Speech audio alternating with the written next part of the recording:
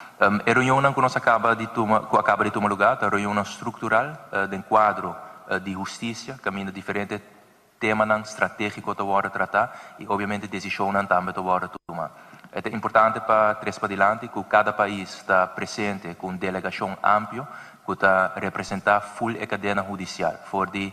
início até na final, pois nós tratamos tópico que toca a segurança na nossa fronteira, Ministério Público e capacidade para poder executar diferentes projetos e é muito importante também que nós para quieto para avaliar diferentes projetos que acaba nossa papel de dizer. Assim na AWE nós temos diferentes apresentações pelo que está inset de personal de Marechaussee, também de Kustwacht e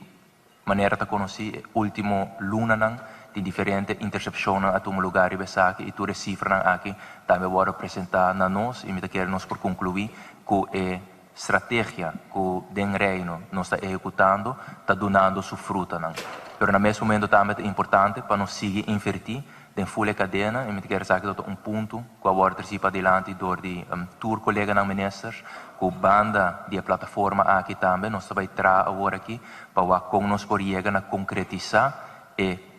cooperação mais melhor ainda, mas também procurar para a inversão em porto um lugar de organização judicial local. Então, me quero saber que é um step sumamente importante.